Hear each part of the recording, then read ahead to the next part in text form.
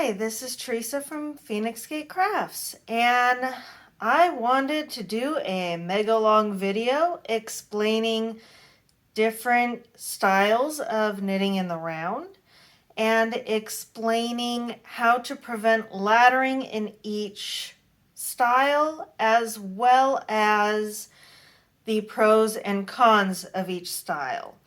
I have 4 with me, and I will be discussing a 5th, even though I've never done it myself. All right, let's start with DPNs. So, DPNs, or double pointed needles, are not pitchforks. I always imagined that it was, 2 or 3, well, 2 because double, 2 points on one end and maybe 2 points on the other end as well, and I got very confused on how this would work. Now, it's double pointed because there's one on each end, in case anybody was actually curious about this. So the way DPNs work, and I do apologize, this is a little awkward, is you basically have enough needles to make a tube. You can do it with 3 needles plus a working needle, or you can do it with 4 needles plus a working needle to make a square instead of a triangle. If you do a square, typically you need to have some kind of a stitch marker a little bit below so you know which quadrant you're working on at any given moment. A ladder is basically a space that happens whenever you are meeting one needle with another needle. It happens in almost every form of working in the round except for one. And it's actually a very easy thing to prevent because it's actually a tension issue.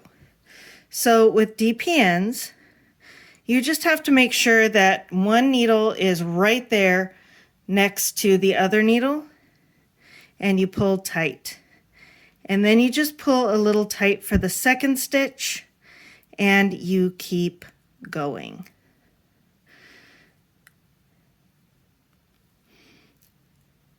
Until you get to the end of that needle.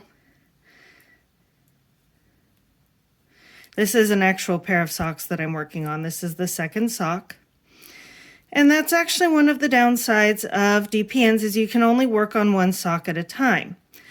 You're also shifting a lot. So like I'm here at the end of my needle, I need to shift this to the middle, pull up my next needle, scooch the needle over, and then make sure that I'm really close so that the 2 stitches are directly next to each other. Right there. See, there's no space between them. And then I am knitting. This isn't a how-to video on it. We're just talking pros and cons, and you can watch me actually doing it in a way that you can actually see. And you do this for every single needle all the way around. So, second sock syndrome is after you finish the first sock, not being able to start the second sock, usually because you're like, oh my God, that's so much work. It could be just, you forget, feeling lazy, feeling uninspired because you already completed one, you're ready to move on. So anytime that you're only working on one sock at a time, that's a chance of happening. But here's the cool thing. You start cuff down on DPNs, and you are able to knit the entire sock on just these DPNs. You never have to switch them to anything else. You never have to, get extra needles or anything, because if you can start with at least 3 needles in the round, you can end with 3 needles in the round, as long as the needles are long enough, or 4 works as well. It's not that big of a deal. You knit the whole entire sock, you Kitchener stitch the toe. Another bad side, though, is you really can't do toe up. I mean, technically you can, conceivably you can do like a Turkish cast on or the one of those Jenny cast-ons.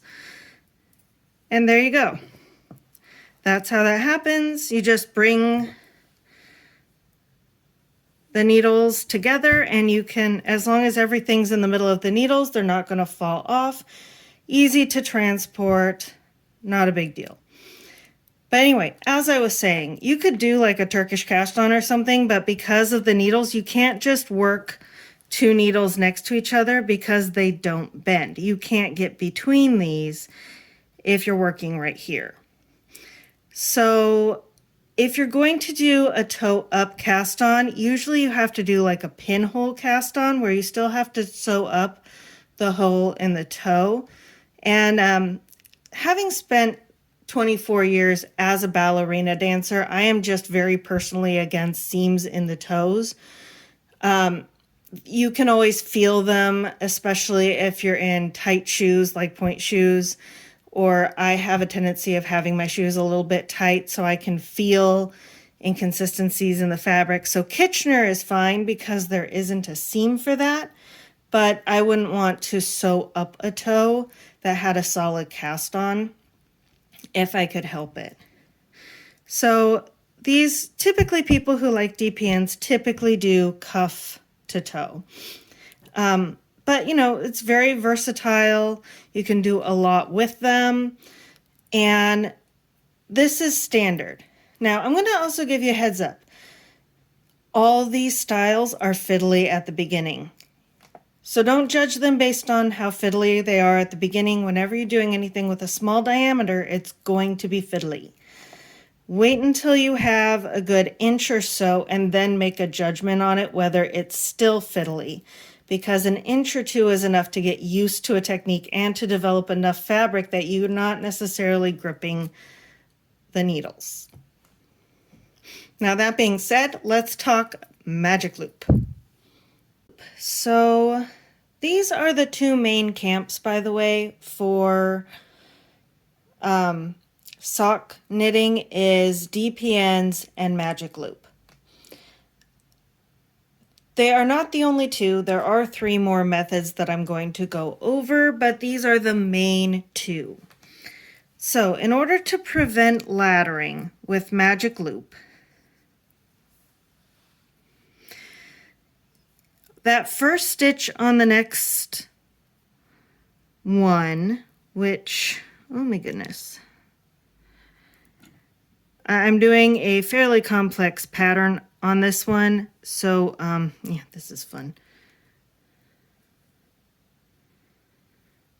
So you basically want to make sure that your stitch is really close to the old stitch. You don't want it to be too tight, but basically you want no space between this stitch and this stitch that's on the next cord. And you pull it off and you make sure it's tight. Because what a ladder is actually space between the stitches, because the stitches tend to kind of become uniform in the blocking process as well as just the knitting process. And it's a lot easier to just make sure that there isn't that extra space, because then you don't have to wiggle your stitches over or anything. So make sure that it's real close and you'll be fine. There are some benefits to having magic loop. For example, you can do 2 socks at a time. You can do 4 socks at a time. You can do as many socks as long as you have a long enough cord. So that's a definite benefit. And those 2 socks are going to be exactly identical in terms of shape and size, because whatever mistakes you make on the right, you're probably going to make on the left. And yeah, that's pretty much it. Oops, I made a mistake. So this is actually supposed to be knit through the back loop. I'll have to fix it on the next go around because I'm smooth like that. Because I made a mistake all the way across. That was just me though, making a mistake. I've had this project set down for a very long time, so I forgot what I was actually supposed to be doing. I've been working on the other one because one of the downsides to Magic Loop is that if you've got a stitch pattern that requires stealing a stitch from the previous needle, you really can't do that when you're doing 2 at a time. You can do cuff down or toe up, it really doesn't matter. You can, because starting off at the toe is easy, you do the entire sock. Not a problem. Heels, toes, everything. Very easy.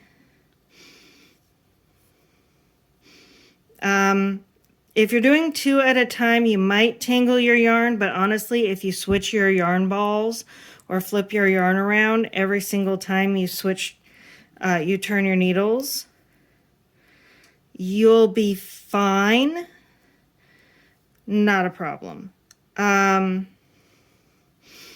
It's a little fiddly at beginning, like they all are, but you'll be able to, you know, they become less fiddly as you go.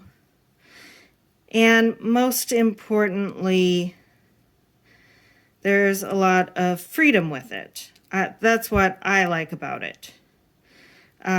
Because you can go any direction, have however many socks you want. Now, the downside is you do spend a lot of time at each end turning and readjusting. But you do that in knitting with DPNs anyway. But some people find it very confusing with this super long cord. And if you're doing just one sock, you don't need as long a cord. A 32-inch fixed circular will be fine. If you're doing 2 socks at a time, you definitely want a longer cord, about 40 inches. So there is that downside if you don't have the proper stuff for that. Yeah, so aside from that one thing where if you have to steal a stitch from the previous needle, you can't do it on this method when you have 2 stitches going. That's really the big downside, and some people find it confusing. That's why this is a very popular method. But there is a method that's sort of between these two, so I'm going to bring that out and talk about it. This next method is circular knitting with 2 DPNs, also known as magic loop with 2 DPNs. It functions very similarly to the magic loop method, but instead of just having one super long set of needles, you have 2 different sets of needles that you're using. And basically, you use one set for one side, flip it around and use the other set for the other side.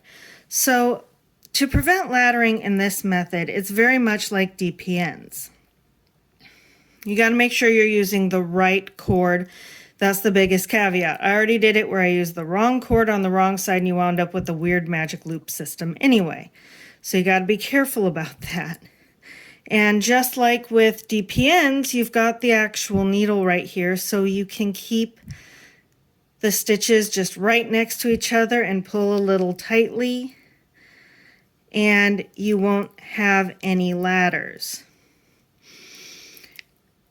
Otherwise, this is pretty much the magic loop method, but with 2 sets of needles instead. Some people whose brains just don't work around magic loop don't have a problem with this method. But to me, they're pretty much the same. They've got the same costs and the same benefits. If you have long enough cords, you can still do multiple socks at a time. I find it a little easier if you're doing one sock at a time, in which case you might have second sock syndrome and never get around to the second sock. But you know, that's just because you're doing one sock at a time, and it's still a choice to do that. You've got to be a little more careful that nothing falls off the other end, and you're still moving things a lot whenever you're having to switch needles. But again, to prevent ladders, it's really easy because you just make sure your needle is next to your needle and you pull a little tighter than usual, which I'm a tight knitter, so I just do that anyway. And there you go. That's all that is. Nothing too spectacular, but for some people this is easier. And if you're one of them, hey, more power. One of the things I like to make sure everybody knows is there really isn't a right way or a wrong way to knit, as long as you're getting the fabric that you like.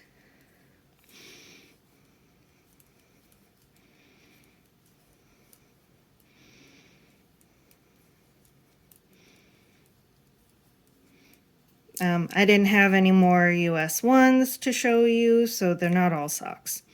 I don't know what this is going to be yet, but I'm finished. While we're here, let's take a quick moment to talk about Addy Flexi Flips, which are kind of the newest thing. They're only a couple years old by the Addy brand, and it is actually a very similar concept to these in the sense that you have two needles that are the same size, but instead of having long cords, they have basically just enough cord between the tips to make it so that it bends. And you have 3 of them instead of just 2. So it's kind of a combination between circular knitting with 2 needles and DPNs, because you have to have that third Addy Flexi Flip, and as you go, you know, you knit all the way down one of the cords, and when you're done with that, you're actually absolutely replacing that needle with the third Addy Flexi Flip. Then you're using that Flexi Flip to work the other side and the other cord, the other needle. And so it operates very much like this, but because you're fully substituting the needle with the third Flexi Flip, you get a DPN without having to have 4 or 5 needles. You only need 3 for the entire thing. So again, con is you can only do one at a time, but with that one you can actually do toe up as well as cuff down. So there's that benefit, and it's a really good compromise for people who really like DPNs and don't like circular knitting needles. So they wind up with something a little bit closer to home base and a little bit more maneuverable. All right, and now we have 9-inch circulars, which are my favorite, but some people really hate them. Because here's the cool thing, you are literally just knitting in the round, kind of however you need to. You can only do one at a time. You have to do cuff down for these just because you actually have to switch needles at the toe. And yes, this is the same pattern I was using for the other light blue one where I was doing magic loop. The reason I wound up doing 9-inch circulars on this one was I realized that some stitches you have to do here, you have to pull from the previous round, and you can't do that on magic loop. So I had to switch to 9-inch circulars. So let's see, I got a little twisted here. All right. So this one, you have to have a stitch marker to indicate the beginning of round. Otherwise, you're not going to know exactly which needle, depending on your stitch pattern, is going to be it. You don't have to worry about the laddering effect, because you've got it right here. You just pull tight like you normally do, and it's no big deal. And then you're just knitting like usual. 1, 2, 3, 4, 5, 6, 7, 8, 9. It's so much easier. I'm in this established stitch pattern, and I've done this much more recently than the other one, so I'm doing much better at it. But yeah, you just wind up doing your pattern. You might want to have some progress stitch markers indicating the beginning and end of certain stitch patterns, but that's, you know, something you might want to do on any of these. Oops, I wasn't supposed to pull through. My mistake. You know, and just as easy as usual to fix issues. This is the hardest part, binding off 2 stitches over 1. Here we go. I know what I'm doing. I am an expert. Not really, I kind of forgot. Yeah, so much for professionalism. Anyway, you just keep going until you make it all the way around.